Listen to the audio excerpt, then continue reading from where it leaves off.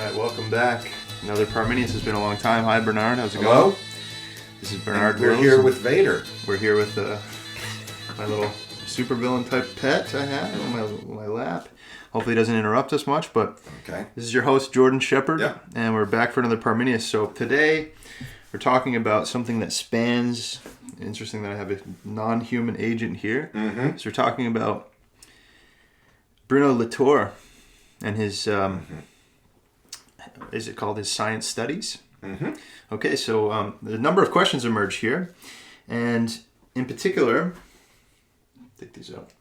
What I find super interesting about Latour is he spans the gambit of a lot of seemingly failing bifurcations and dualities, dichotomies that don't need to be when it comes to the discussion of science. Mm-hmm. And so, as you know, a lot of the figures that I like, and I consider you to be one of these too. Yeah. You want to have a re-envisioning of the relationship between all human entities and then kind of pseudo pure science in some sense. So, how would you like to get into Latour?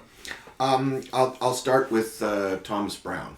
You got an anecdote on Brown. Thomas Brown. Well, no. So who is Brown? Who is Brown? The Renaissance English physician. Okay. And philosopher and essayist and master of a very ornate kind of prose. Nice.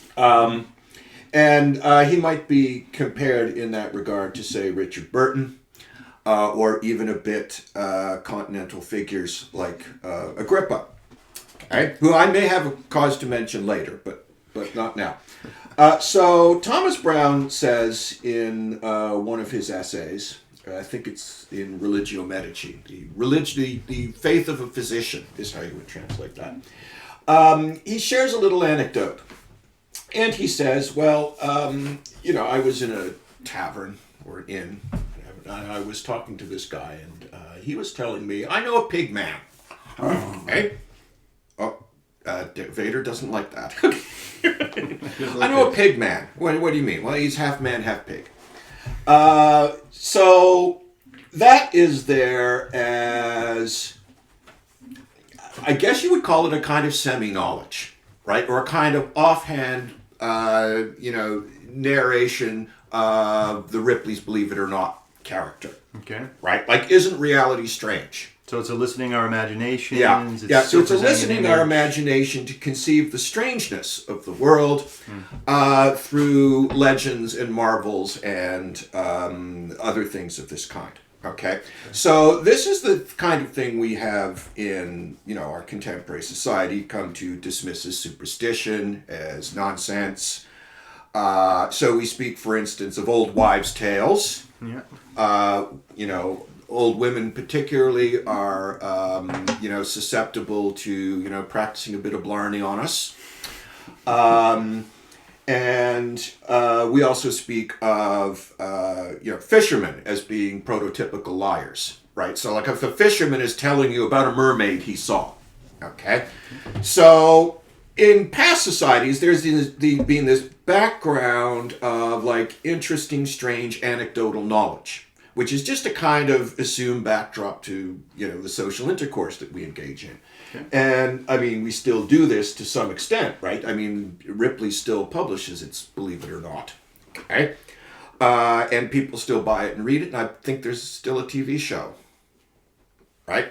And like there's lots of other shows on TV that fulfill this general role of confronting us with the monstrous or the strange or the inexplicable or the unexpected, because whether this or that particular story about a pig man or a mermaid or whatever is true, right, isn't like, that's not really the point of that kind of discourse, okay? But now in the modern world, we have this notion that, knowledge is not this kind of anecdotal assumed backdrop of like general social intercourse. Knowledge is certified knowledge, or it's justified true belief, or something like this, right? So knowledge claims undergo a certain process of certification, okay? And so, just to get to Latour, right? Latour, in one of his essays, and like we're both working through Pandora's hope, but I think from different ends, because I've read certain essays, you've read certain essays, Jordan. So hopefully we can come up with something together. Yeah. Latour speaks about the particular turn that modern Western Europeans take in the 17th century in terms of this Cartesian notion of method, or the certification of our knowledge claims, or the grounding of our knowledge claims in some kind of certainty. Okay? And so, like, for that standpoint, if a fisherman's talking about a mermaid, or if I'm reading Pliny the Elder and he's talking about how, those little remora fish that stick to sharks, right? How, there's a story that Pliny tells in his quote-unquote natural history, which we wouldn't regard as natural history at all. We would regard it as a kind of tissue of funny anecdotes and strange tales. But according to Pliny, these remora fish can stop ships by attaching themselves to them, right? How does Pliny know this? I don't know. He's in a bar, he's talking to a sailor, and the sailor's drunk, and he goes, "By the way, right, I saw the strangest thing." Right, okay. So, in the modern world, of which we're the inheritors, we're not interested in anecdotal knowledge, right? And especially we're not interested in collective knowledge, right? Or knowledge that's been socialized in some way, because that's custom and tradition. And, for Descartes, for instance, that's kind of a principle of error, right? It is through custom and tradition and the accumulation of social knowledge that error seeps into our thinking, as it were, right? So, Cartesian method, according to Latour's version of it, constructs itself in opposition to collectivized social knowledge in the form of tradition, or in the form of narrative, or in the form of anecdote, or in the form of custom, or in the form of folklore, or all these things that, like, so if you take a kind of scientific book from the 15th century going into the 16th century, like or Agrippa's 3 books of occult philosophy.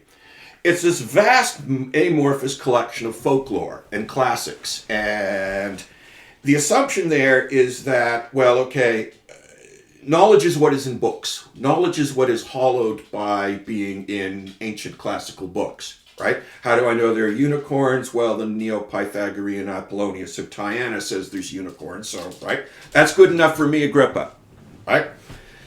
But of course, Cartesian method presents itself as this radical purgation, where I'm burning all this accumulated collective socialized knowledge away, and I'm replacing it with some sort of justified true belief or certified truth.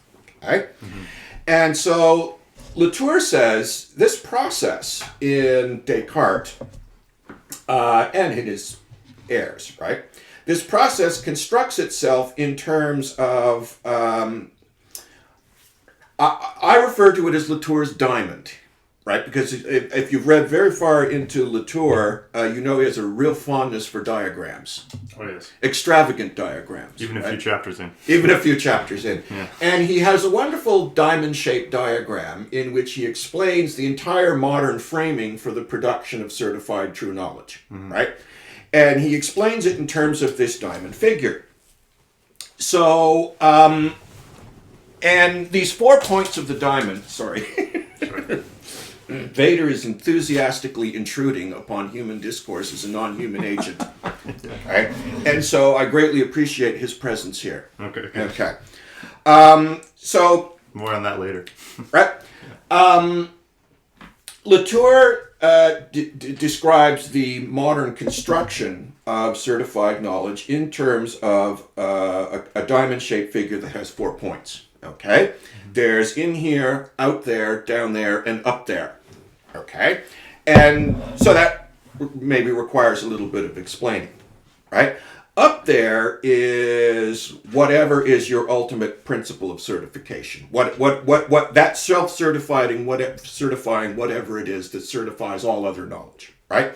So for Descartes, that's God.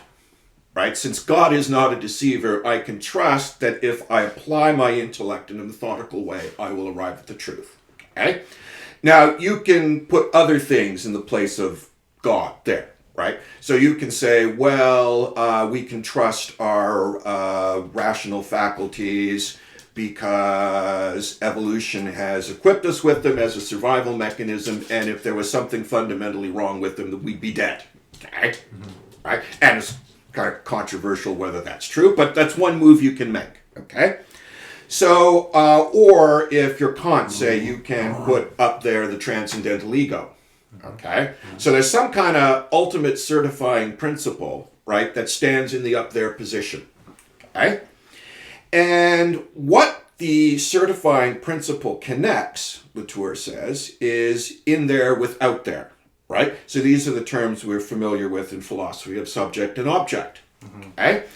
And so Latour says knowledge is produced out of this sundering of the objective world from the subjective world, right? And then we need some process of certification to reconnect the two. But more interestingly, he says the Cartesian meditator it's a profound act, a daring act of abstraction, right? Because of course the meditator like Descartes does not present the meditator in the Meditations as a social being, right? In fact, what the meditator is doing is abstracting himself from custom and tradition and all these other social forms that turn out to be principles of error. Yes. And I see Vader disagrees with me. Sorry, go on. We may have to kick him out at some point. But Sure. So at any rate, so the top of the diamond is God or whatever certification principle you use that connects a subject and an object that liberates the knower from that social dimension which constitutes, inherited error or custom or tradition in the irrational sense. Like throwing salt over your shoulder, or believing whatever you read in Pliny, or believing what Cornelius Agrippa says about how to make a love potion, and this kind of stuff, right? There's all this like crazy amorphous mass of folk belief and traditional medicine and modern scientific, and it's all there in an Agrippa, or even for Thomas Brown, that's all there together. Right? The Cartesian ego separates itself from that social dimension of accumulated knowledge, okay? By a process of skeptical purgation, okay? So we are free of society. And so Latour says, in that moment of abstracting itself or elevating itself out of the social dimension of knowledge, the Cartesian ego forms a binary. And that binary is a hierarchy. Right? So the in there is above the down there. So the down there is, Latour says, quoting Callicles from Plato's Gorgias, it's the mob, right? It's the demos, the people, right? The people have no principle of truth behind what they say, right?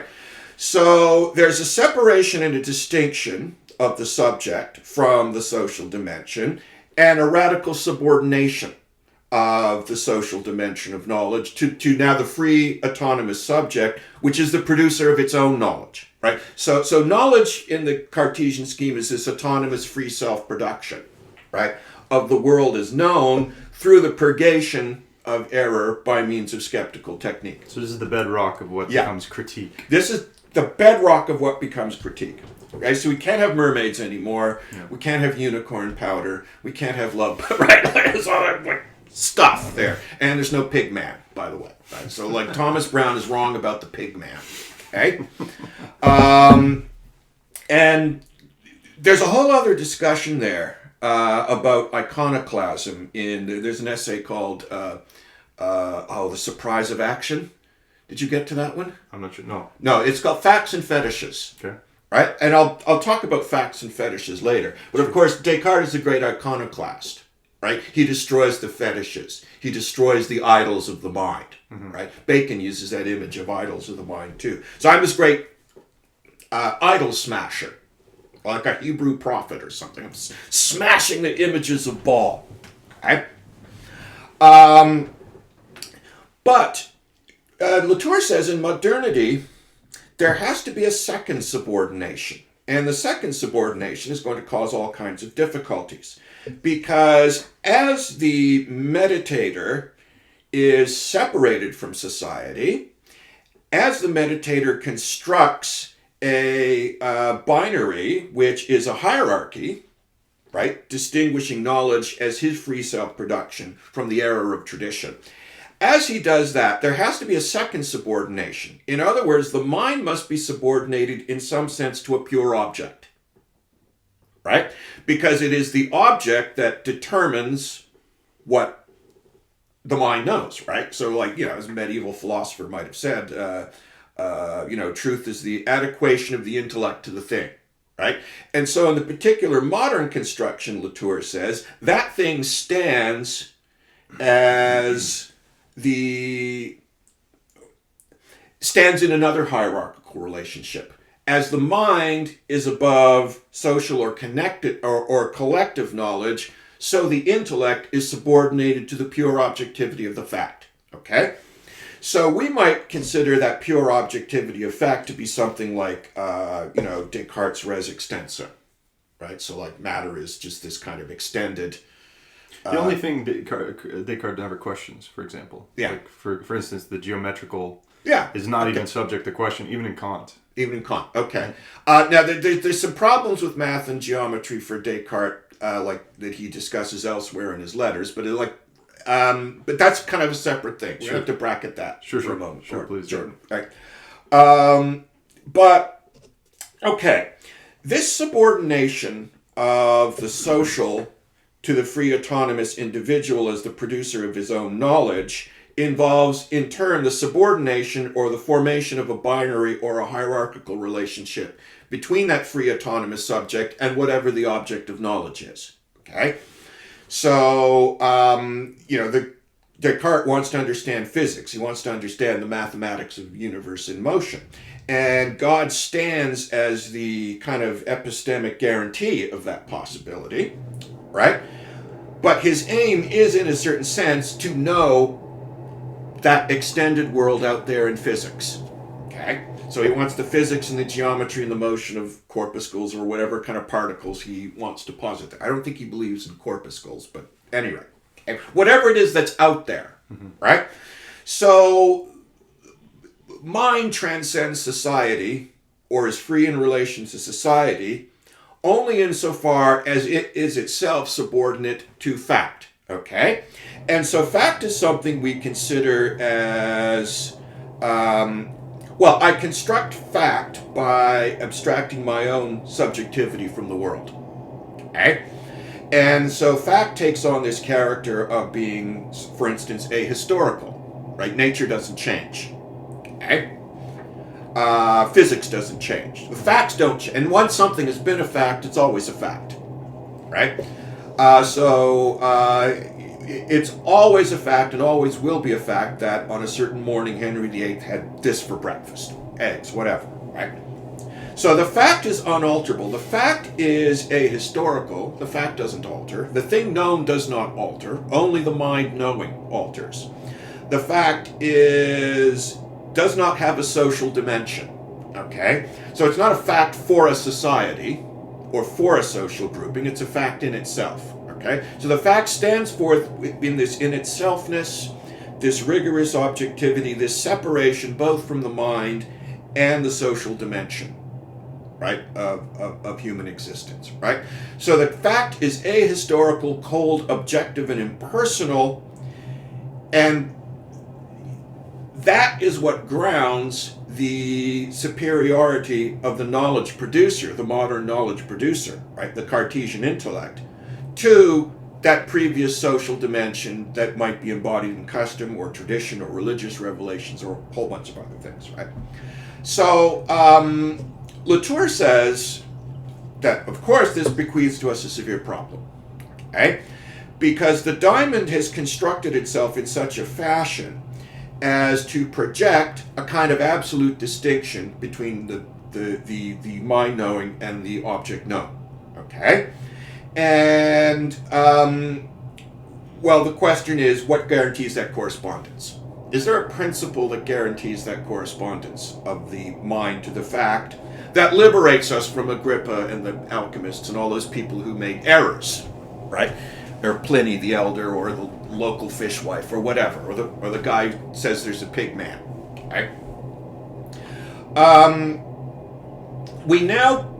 So we have the modern solution, Latour says, but along with the modern solution, we get the stereotypical or the archetypal modern problem, which is the problem of epistemology, right? What is it that guarantees the correspondence of the in there with the out there? Okay? And so did you read the first essay? Yeah. So Latour is sitting in a resort in Brazil, and a psychologist comes up to him very, very concerned. Right, Latour, do you believe in reality? He's like, what? He's like, of course I believe in reality. Like, what the hell are you talking about? The assumption being Latour is taking on the social constructionist point of view. Yes. Of course we cannot discuss reality. reality. Yes, of course we cannot discuss reality. Okay? Yeah. So, as Latour reflects on what on earth this question could possibly mean, like how do you abstract yourself from reality to even have an opinion about it, right? He realizes that what the psychologist is asking him about is whether he believes in that diamond, right? Whether he believes it's a process of certification that at least somewhat correctly links an in here with an out there and separates us from the ignorance of the masses. Okay? It separates us from the mob. It separates us from custom, from tradition, from narrative, right? Mythic narrative, folklore, and all this other stuff, right? So Latour figures out, well, what that guy was asking me is whether I believe in the diamond. Okay? And he says there's actually a lot of good reasons to wonder about this diamond. Okay? So for one thing, can this diamond shape, can this structure, the up there, down there, in here, out there, structure be coherently maintained? Okay? And what happens as it plays out in the history of philosophy, well, like you have empiricism, right? So like Latour's image that he uses for that is like you watch the TV screen, and if you watch it long enough, you'll start to kind of see the picture. You're tuning it, right. So that's the notion that the mind is a passive register of the patterns in nature, okay? And then he says, well, Hume comes along, and the result of that kind of empirical attitude seems to be Hume's skepticism. And then you get Kant's Copernican turn, right? Where the guarantee of the certification is the categories of the mind, right? So the a priori categories of the mind structure reality for us in a necessary way. And so we can make of knowledge or science a description of that necessary production of the world for us. Okay? But of course, Kant notoriously says, like, that reduction of the external world to the ego and its categories can't be complete, right? Because there always remains that residual noumenal element, the thing in itself, which can never be fully and freely appropriated, right? So Kant does this feat of almost absorbing, right, the out there into the in here, okay? But he doesn't quite do it. There's still this residual, noumenal thing in itself out there, which I cannot bring inside, okay? Alternatively, like you can do what certain kind of Darwinists or naturalists do. Instead of reducing the out there to the in here, you reduce the in here to the out there. Okay? So I can resolve mind back into the pure objectivity of nature. Okay? Now, Latour has a number of things to say about that, and the main thing he says about that is, well, okay, that's still within the framing of Descartes' structure, okay? Because even the Darwinists characterize nature in Descartes' res extensa kind of, external object terms, right? So it has the objectivity, it has the impersonality, it has the supposed universality, it's supposedly ahistorical, it's like all these things, right? And so, kind of eliminativists or people like this, right, don't seem to be aware, Latour says, how deeply they've bought into the structure of this diamond. And just like Kant cannot eliminate the thing in itself, nor can these people utterly eliminate consciousness or intentionality, right? There's people who try, right? I kind of an amusing story about that, but I'll tell it maybe a bit later. So, there's phenomenologists and there's deconstructionists and there's all of these various people trying to close that diamond off, right? To get the structure of that diamond exactly right. And so exactly right that, there'll be no doubt about it. Like, we will now know what a subject is, what an object is, what certifies their relationship, and we will finally free ourselves from, quote unquote, the demos, right? Because, of course, what we want to do as modern knowers, and I'm as guilty of this as anybody, right? If guilty is the right word, right? We see ourselves in separation and distinction from a certain kind of mass discourse that is, like, from, an academic perspective, profoundly inadequate. Okay? And so, the obvious example of that, like we've recently been through is, people who want to do their own research on vaccines. Sure. No, you don't want to do and by the way, you don't do your own research on vaccines, right? So in other words, the demos sometimes kicks back. The demos rebels against certified authoritative knowledge. Okay? And the reasons for that are complex, and one of those reasons is, it doesn't really have access to it, right? In a lot of ways, right? My cousin who's a oil worker out in Alberta, she can't get behind paywalls and journals, right? I can access things that she can't.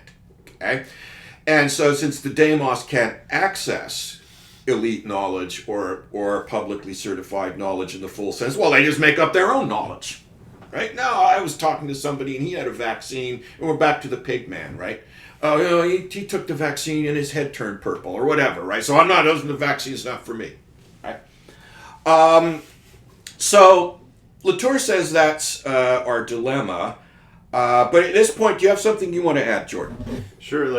Actually, this gets us really well into the next kind of thing to discuss, because that was a really great excursus on the whole Pandora's Hope. But now let's get into how Latour likes to integrate non-human actors into this whole question of all of our discourse. Because COVID-19, for example, or any history of medicine, is a wonderful example of us having to not have this assumed in modernity sunder between objectivity and subjectivity, even the responses to it, like Kantian and then Hegelian responses to that, like this sunder is always maintained, but there's no pure science and there's no pure social.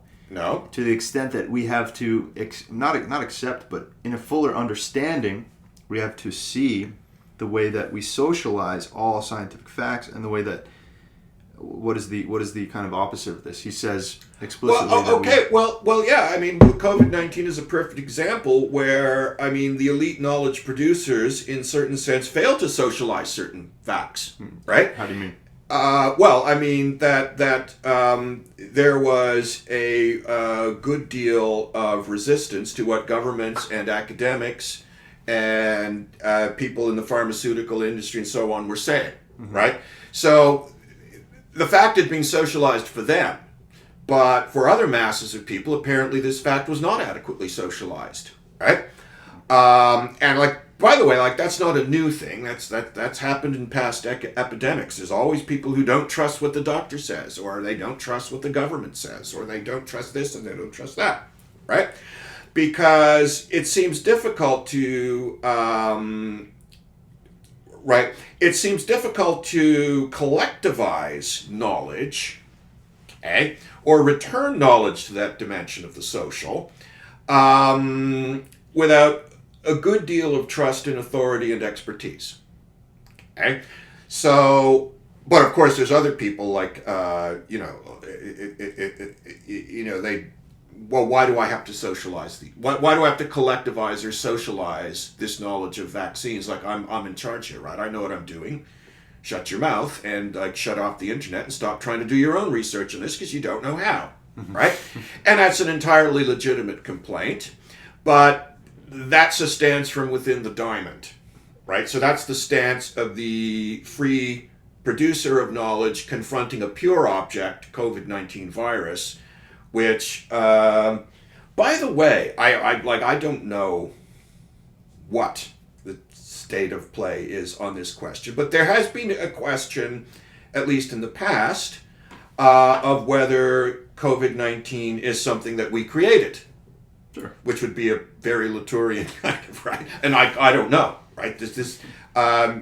Did we create conditions that led to the mutation of this virus, or did we even synthesize this virus in a lab?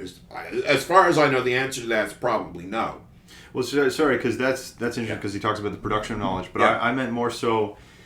There's kind of, to me, like, and when you say this whole diamond, there's this descriptive component of that where he's not even assuming he's able to step out. Just let's describe the production of knowledge, all the many, like, it's basically a plurality. Like, there's all these ways in which we know, and we put into disciplinary and methodological ways our operations of knowing, and it's never inherently unsocial. Yeah.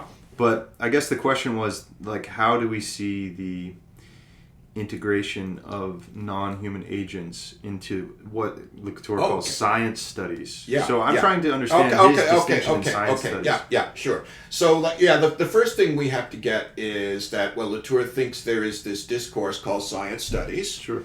And he thinks it would be very helpful to the scientists, but he finds that the scientists don't trust him. Latour's a relativist. Latour's a social constructivist. He won't believe in reality. He doesn't believe in reality. Where He's the book destroying starts. authority, right? Because, of course, what the autonomous Cartesian producer of knowledge assumes as he separates himself from the social is authority over the social. And so Latour is more so leading to any scientific fact as this broader participation in the world it's a part of, not that there is some social construction or that there is a pure scientific knowledge. Yeah, there aren't facts, there aren't fetishes. He says there are factishes. I didn't get that. How useful you find that, I don't know, right? Let's break into that. What is? Okay. Yeah. So now, as far as I can make out, one of the things Latour is,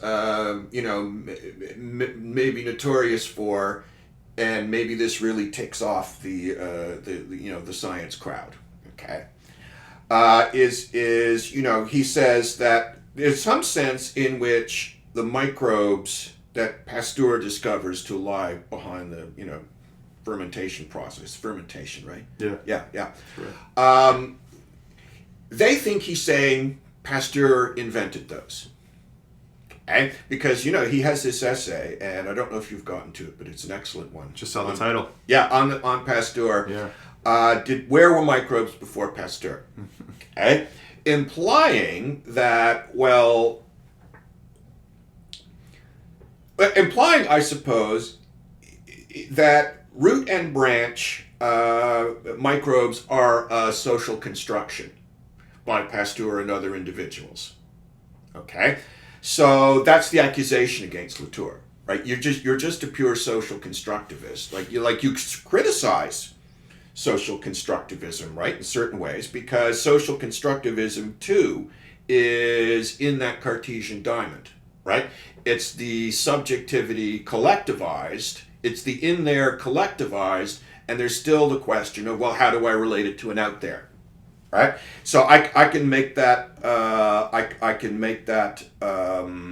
in there a purely private subjective in there, but Latour says I can make it a social in there, right?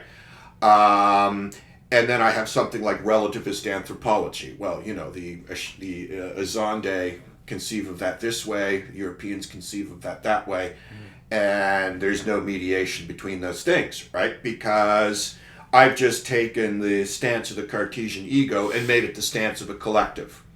The Azande, or the Innu, or Europeans, or, Vietnamese, or whatever. Okay?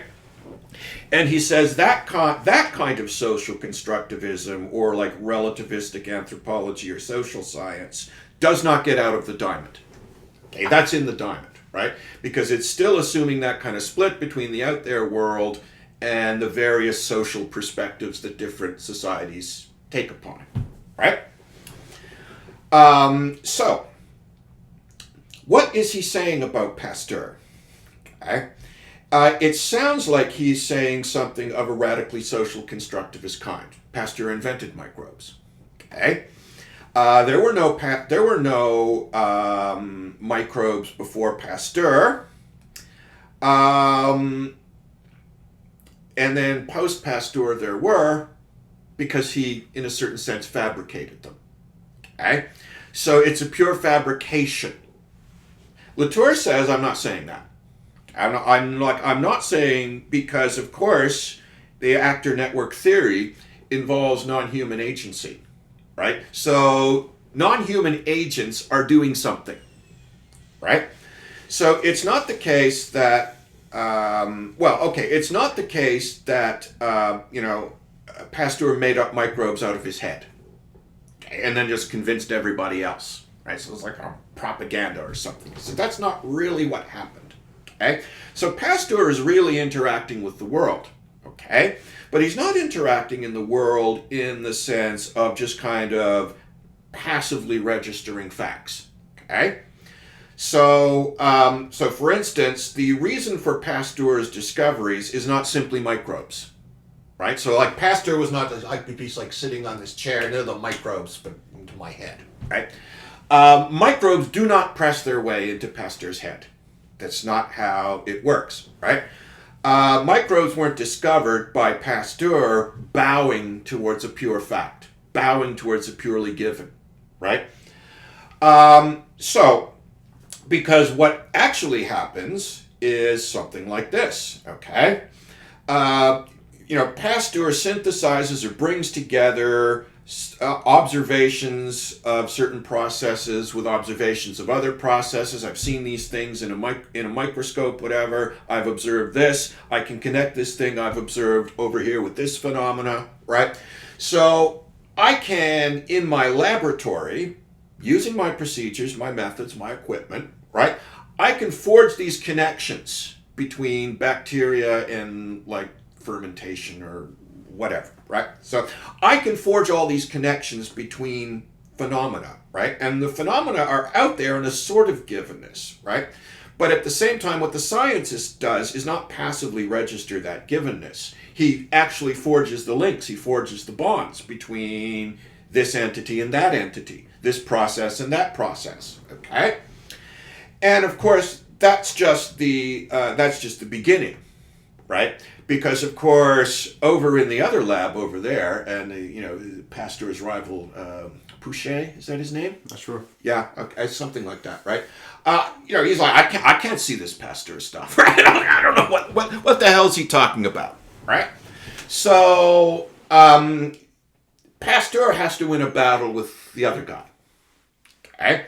So in other words, he has to not only forge these links in his own laboratory, right? He actually has to alter the minds of other scientists, okay? So he has to bring other scientists by some process over to a recognition of what he's done in his lab, okay? So the first thing, I can't just discover microbes. It doesn't mean a thing to discover microbes unless I can convince other people that I've discovered microbes. And indeed, unless I can convince rival scientists, right? And like, if a rival scientist does not want to be convinced, he will not be convinced, right? He will go to his dying day, and we'll have to wait for, all kinds of people to die off before Pasteur's theories really take effect, right? So that's why the physicist, I think Freeman Dyson, do you know him? He said, someone once asked Freeman Dyson, what is the greatest force, what is the greatest influence on the progress of science? And he said, death. Right? Because the old guys have to die off, right? Because Pouchet's going to go to his grave saying, no, Pasteur is wrong, right? And these things he claims he's seen in his laboratory, I can't see them at all. Or I can explain them differently. I can explain them better without this nonsense about, right? So Pasteur can look at a microbe all day. That's not a discovery, right? He has to galvanize scientific institutions into recognizing microbes, okay? And then once he has forged a kind of consensus through, through experiments, through publishing in journal, through, public relations, all this kind of stuff. Once he has forged that scientific consensus, right, then you bring it to governments. Then you bring it to agriculture. Then you bring it to cheesemakers, right? And so the microbe, Pasteur's rivals, the scientific journals, scientific institutions like universities and schools, governments, farmers, right? Moms who buy food for their kids. The nutritional needs. Right? All of that stuff has to be mobilized in order to make the world, in order to make things stand forth as microbial. So in other words, any given scientific fact is this mass network of accepted and disciplined and methodologically and it interfaces with governments who are now changing how we eat. Sure. Right. I love real French cheese. Right. Okay. Hard to get because it's not pasteurized. Okay. Right. So so they're like these nutrition programs like teaching. My mother-in-law took a course at Cornell in childhood care and nutrition. Okay. And so she passes that knowledge on. Right? So moms get indoctrinated into pasteurized. Don't give your kid unpasteurized milk. Give your kid this milk, right? Don't serve your kid that cheese. Serve your kid this cheese, right? So even moms are on the go, right? So you're mobilizing all of these social resources and all of these institutions and all of these factors, right, to make microbes exist. Okay? Because the existence of an out there microbe. And let's just close the door of this room. Here's Pasteur. Here's a microbe. They're looking at each other. One sees the other. Pasteur sees the microbe. Okay. Totally meaningless, right? I can say I created nuclear fusion, and maybe I did, right? But until that's recognized, until that knowledge becomes institutionalized, until that knowledge becomes socialized, until that knowledge becomes second nature for moms serving milk to their kids, right? Like that pure act of confrontation between a subject and an object is meaningless, right? So in other words, what Latour seems to be saying is that neglected part of the diamond, the social dimension, is crucial to understanding the nature of scientific progress and advance, right? And a microbe is a node in those social processes, okay? It's a moment, it's a natural occurrence, and around this natural occurrence, all of these other events and processes cohere, right? And that's what makes for a microbe, okay? So Latour, in another essay, talks about, okay, is it a fact or a fetish? Okay. And a fetish is like, the example he uses is an interesting example. He says, like in a higher caste family in India, there's a certain stone that represents the prosperity and well-being and status and authority of the family. So a sacred stone. Okay? Now, and he quotes a novel. It's slipping my mind at the moment, but he quotes a novel where this guy, he's going to convince the lower caste individuals that this stone is nothing but a stone. Sure. Right? All the significance that's been invested in this stone has been a form of fetishization. Right? All this is a hunk of rock. Okay? And so he's determined he's going to smash that hunk of rock in front of all the servants and all the lower caste characters and so on and so forth, right? But of course, the problem of the iconoclast is that even as he's doing this, he's investing that fetishized object with even more significance, right? Okay, right? And he kind of realizes at the end, like, I am making this thing more powerful than it was before, right? But at any rate, the interesting part of that is, for now, is that, well, the stone is an example of a fetish object, right? What's the connection between the prosperity and authority of a family and a piece of rock, right? So that's an association that's been formed, okay? So all kinds of things coalesce around this kind of cult or fetish object, okay? And when the iconoclast, when the daring smasher of idols and stones comes to smash it, he just finds himself giving it all that much more power and significance and numinosity and so on. Okay? So that's a fetish. A fetish is a thing, but a fact is out there. Okay? And what the iconoclast wants to do is replace fetishes with facts. Okay? No.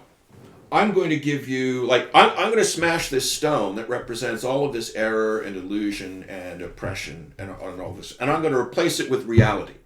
Okay? I'm going to smash the fetish, I'm going to smash the idol, I'm going to smash the ball or whatever, right? And I'm going to give you the facts, right? Whatever those happen to be. Okay? So Latour says, we can't really maintain in the light of science studies this distinction between a fact and a fetish. Because we know on some level that if any fact at all, there is this moment of construction. There's this moment of active construction of the external world, right? Not only by the individual scientist, but by scientific institutions, by governments, by farmers, by cheesemakers, by moms, okay? Or public health nurses who go around, right? I mean, you can imagine some kid somewhere drinking raw cow's milk, and the social service worker comes and is like, don't give your kid that, right? You have to give your kid pasteurized milk. Okay, I'm sure this has happened in many places. It's happened in Canada where we put all kinds of restrictions on the importation of really, really good French cheese, right? Because the French, they still love their, Pasteur aside, they still love their cheese, right? So in that sense, science has failed to discipline society because they still love their cheese. Okay? Well, so this is what's making me think. It's, this kind of bald, kind of pure empiricism of today. Mm-hmm. If we use Latour's metaphor again of the television. Yeah. The television is just as dependent on society's need to have broadcasts, for example. Sure. Or for instance, this is when I look at a television, I'm not looking at a television. Looking at or let's say it like this. A bunch of things, Let's say it like this. The interface of your computer, because this gets to his whole idea of network. Mm-hmm. The interface of your computer is one display among the entire, like you said, node. It's the entirety of the nodes that go into this. But this is what it's making me think at this moment, okay? Because this is just speculative physics. Mm-hmm. But this idea of the amount of energy contained in holding together an electron to a proton. Yeah. If, how we can split the atom? Yeah. That's not splitting of electrons. That's splitting of protons from protons. Yeah. Okay. Yeah. If we could split, in other words, the intramolecular force of the electron itself, if we could split that, it would conceivably be enough energy to destroy the entire observable universe. Mm-hmm. So in a sense, let's just reverse that energy and say, every scientific fact has this inconceivable contextual array of... Yeah. It's this is what we mean by network, right? Yeah. It's this. Yeah. So you could think of a Kuhnian paradigm, for instance, but I think that Latour wants to go beyond Kuhn by including far more social facts into it, right? Because how does Feyerabend jump into this? Good question. Latour has got to be influenced by that guy. Right? I think though I've not yet found him citing Feyerabend, Okay. right? But I'm sure he's aware of him. I've not yet found him citing Hegel either, which is kind of an interesting omission. Actually, that is quite interesting. Yeah. His whole response to Kant was very, to me, yeah. So synthesizing. we need something between a fact and a fetish. Okay. He calls it a factish. So microbes are a factish. Kind of a cute coinage. It's cute coinage. Yeah. But of course the problem is, and like Latour admits this, right? Like Latour is constantly addressing the reader with the reader's anxiety. Latour is a relativist. Latour is a nihilist. Latour is a skeptic, right? But not the anxiety. Latour is a Hegelian. No, I guess that's not an anxiety, but or it's not addressed at least. okay, and like part of that Latour says is, well, we have so internalized that diamond structure in his right, like we have so internalized the subject, we have so internalized the object, right? We have so internalized the notion of the mob or the mass or whatever you want to call it, the proletariat, whatever. Okay, whatever you want to call that, right? That which disciplines and that which is disciplined. Okay? The fact disciplines the scientist and the scientist disciplines society. He says, don't eat that cheese. Okay? You've got to eat this homogenized, right? Yeah. So, we are so invested, right? And I'm going to give you an interesting example of exactly how that is the case. Sure. Okay, but 1 second. We are so invested in that diamond that Latour is like, it's almost like we don't have words to think outside of it, right? That's why I'm making stuff up. I'm making up neologisms like factish, because factish seems to express that in some sense nature has an autonomy from human subjectivity, right? But that autonomy is not without a moment of active human agency or construction. So in other words, microbes and, nature and Pasteur are doing a dance with each other. And sometimes nature leads and sometimes Pasteur leads, right? Pasteur is not just submitting to the dead externality of facts, okay? Nor is he just making stuff up, right? He's created / discovered / brought our attention to / synthesized a kind of new configuration of factishes. Okay? Which is so you go back to Cornelius Agrippa, who I mentioned earlier. Well, what are the factishes for him? Well, okay, there's like 4 elements: earth, air, fire, and water. And they have qualities like hot, cold, wet, dry. And so on and so forth. So like for Agrippa or a Renaissance thinker, okay, there's Foucault calls it an episteme, right? There's a certain episteme, and within that episteme, these are the things that are there. These are what function as givens: earth, air, fire, water. Okay. And there's harmonies and proportions to different combinations of earth, air, fire, and water, and they're associated with different qualitative experiences, right? So, water's cooler than fire, right? And so, like in that episteme, qualitative experience of objects is a part of science, okay? The modern episteme, well, we want to get rid of secondary qualities maybe and just speak about mass and motion, okay?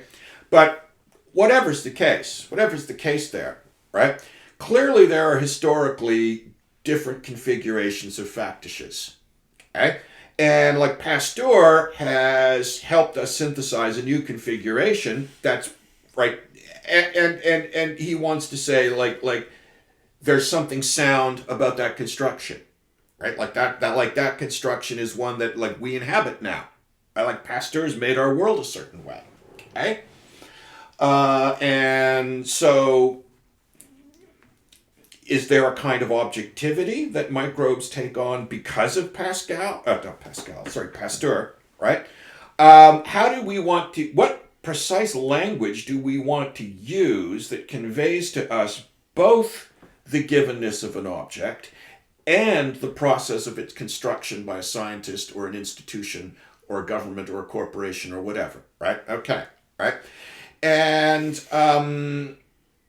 I don't know. Maybe when I'm finished Pandora's Hope, I'll know the answer, right? I gotta say, I was getting lost there for a while. But, sorry. But your formulation just then of the problem that he's trying to unite, because it's one thing to say, like, for example, hermeneutically, we have all of these forms of discourse. For example, right next to you on my bookshelf, there's the history of this and that scientific discovery, and they're always wrapped up in narrative. So it's not alien. It's a tacit assumption of any scientist that there's this wonderful story involved in, say, Newton's discovery of gravity. In his head, right? Exactly. Okay. Yeah. Or any given within any episteme, any given. I think I find it troublesome to use the word factish. Factish. Yeah, I right? find that trouble. And can we wrap our head around what a factish is? Exactly. Yeah. So the point is, I think, and I know, leave it like for me to bring it back to Whitehead, but Latour was receptive to Whitehead's idea of the kind of process involved in scientific creation, in the sense that, okay, if you have a given scientific object of study, the involved effort to unite that with us and rip it from its given... Okay, so the second essay in Pandora's Hope was about the Boa Vista in the rainforest. Yeah, why don't you talk about that, Jordan? So, yeah, wonderful. Yeah. So the removal of any given thing from a natural environment in order to isolate it out to give our supposed objectivity just shows us how in the grips of our own... subjectivity. The diamond is unescapable, but at least in our language currently, that's what you just illuminated to me before I started speaking. So the Boa Vista, this very interesting question between soil and plant expertise from supposed disconnected sciences. When does the actual wilderness, to simplify it for the reader, obviously any anthropologist is going to say, no, you're totally wrong about this. I just gave it a cursory reading. Okay. But so how can we unite these forms of expertise to answer a given scientific question in a actual living context? Well, we have to bring, quote unquote, the laboratory with us. We have to bring our conceptuality with us. We have to bring and observe and observe and observe. But there's no distinct scientific fact that doesn't operate within such a process. Sure. So it's always processual. Yeah. And then it's always informative when we're in that process. Yeah. And so then when we go back and initially look at the totality of making it a graph and this given geometricalization of all of our knowledge. Because we have constructions like graphs and maps and other kinds of visual aids that are, they're essential to the way we conceive phenomena. So how is that not parallel, or at least at a direct perpendicular knowledge format, than looking directly at a rainforest? You see what I mean? Yeah. And so this diamond thing is so fascinating because we're imposing on these things. Here's the objectivity. Here's the subjectivity. Here's the overlying principle, and here's the mob we're trying to divorce ourselves from. But that's an imposition, I think, that is just... removing ourselves from that just shows that there's this incredible contextual network, and the reality, quote unquote, is all of it. There's no no step away. So in other reality. words, what science studies wants to describe are dynamic systems of interaction. Yeah. Right. Yeah. And so maybe there's a Whiteheadian process angle there one can explore. Sure. Because of course that's that's kind of Whitehead's natural philosophy involves the intentionality of things towards other things is part of their structure, and Bergson says the same thing, right? Beautifully. He's a long passage about wasps and parasites, right? And like a wasp is a parasite is a sort of intentionality towards a wasp and vice versa, right?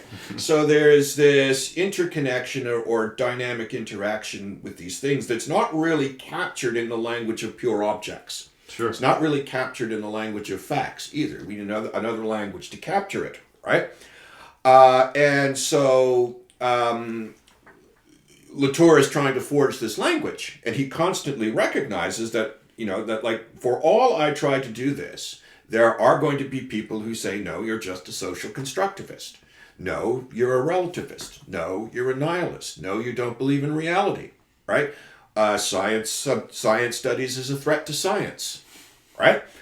And, I guess that's...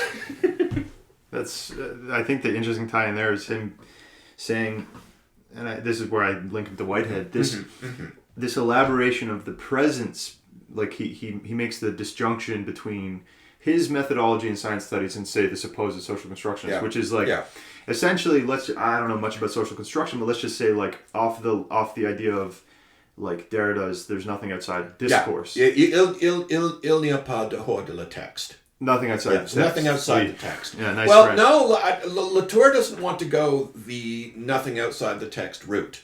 Okay? That's what I was saying. Because the non-human has to act for Latour. Absolutely. Right? And so this disjunction that he said, and this is why I bring it to Whitehead, he says actually that rather than there being nothing, we have to illuminate the presences there. The various forms of presence, which I might have been reading into, but fascinating stuff. Yeah. So, but I had a fascinating example. Okay, let's. Because we're getting toward time. Yeah. Okay. You okay. want to close on? We'll close on this. An anecdote. We'll close on this then. Awesome. Well, no, it's not an anecdote. It's an observation, and the one thing that I noticed, right, when reading this is this diamond. It not only pervades elite conceptions of the world, right? It not only pervades science or journalism or philosophy or even theology, right? It's come to pervade the demos itself, the populace itself. Everybody now thinks they're a free Cartesian knower.